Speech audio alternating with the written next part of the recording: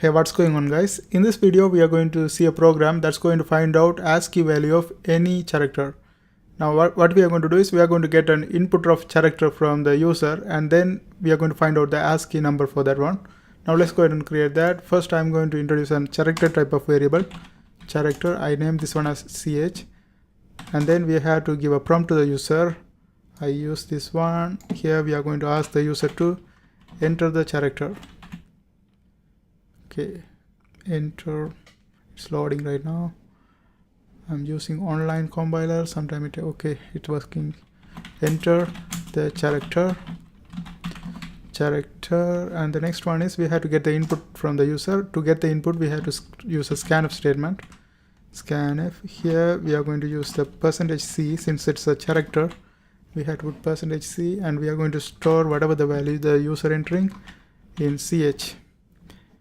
Now finally we have to print out the ASCII number of that one, so we give a printf statement for that, and then \n ASCII value of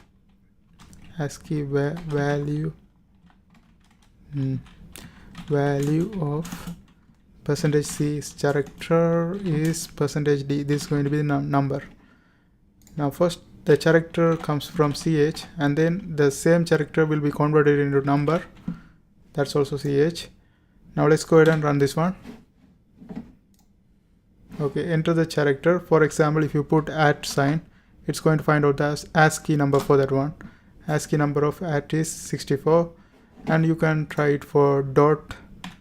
It's going to find out the number for that, and you can try for anything, right? So, and also you can try ampersand, and you can try for any character. It's going to find out the ASCII value for you. And that's it. I hope you guys find this video helpful.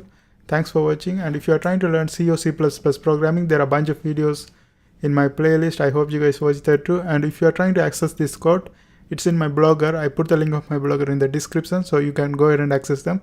And don't forget to subscribe. See you next time.